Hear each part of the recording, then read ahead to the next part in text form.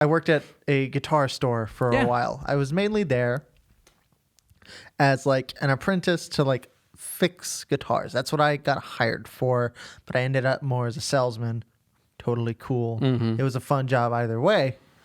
The thing is, this particular store, whenever you like make a purchase for whatever reason, they require that you give us their phone number, your name, and if you are willing to, your address. They don't send you anything. It's just like customer accounts. Right. I don't know why we do that.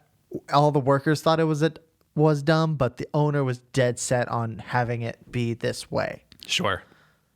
Whatever, man. You're paying me $12 an hour. I'm not going to argue too much. Well, most of the time people, well, why do you need my phone number? And you explain it to them and they're like, oh, okay, that makes sense, I guess. It also worked in their benefit where if they ever lost their receipt, needed to do a return, we could pull up their phone number and look at all their purchases and validate purchases that way. It was also came down to like warranties and things like that. Sure. It was helpful to have. Yeah. So explain that to people and they would be like, okay, cool, awesome, great, so glad. Every now and then you'd get these freedom-loving Americans that would come in and you'd ask and they're like, oh, I don't give out personal information. And we're like, well, I can't complete the purchase unless you give it to me. That's just store policy. Right. Like, I'm sorry, I know it's dumb, but like I need this if you want to leave with your guitar strings or your bass or whatever they're buying that day. Most of the time they just get angry and walk out. Okay, cool, whatever. Takes me 10 steps to put that thing up. One time there was this gentleman and his young son who sat there and wanted to argue the point. So he like stepped aside and he goes, I want these strings and I want to support a local owned business that I know isn't doing anything sketchy, isn't outsourcing to China. Okay, hey man. All right. This is Midland as well. So we like, wound these this morning. Yeah. Yeah. It's like, hey man, I understand that. If you don't like it, there's also this other guitar store in town. You can go there. They're local owned as well. And I know they have this string as well. And they don't require this. And it takes like 5 minutes to drive there.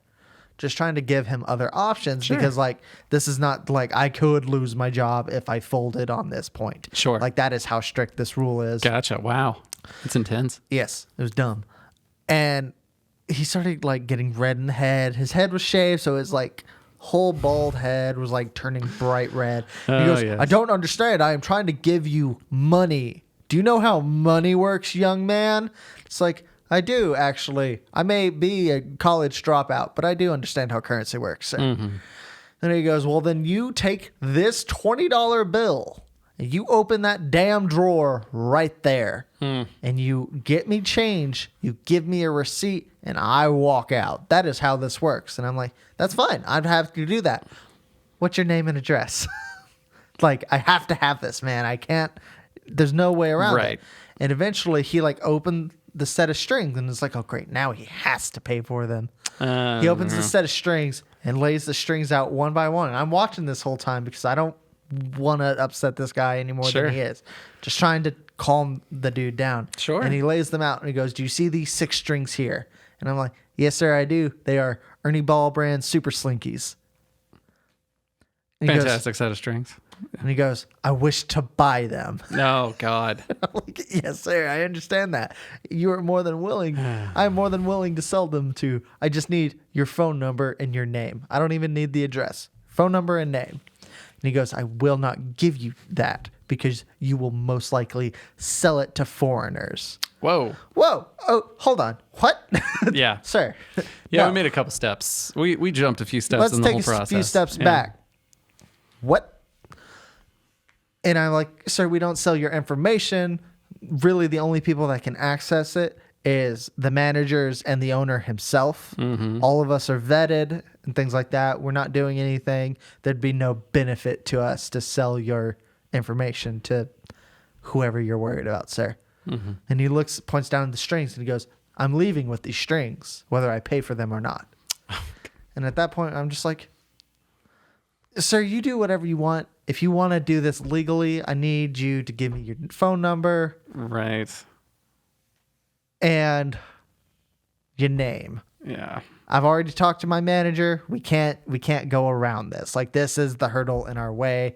You could even give me a fake number at this This point. was a cash transaction? This was a cash transaction. Yeah. That's tough. I mean, that's one of those things too, where it's like, The company was being dumb, but Yeah. I needed to pay my bills and couldn't afford to. Right.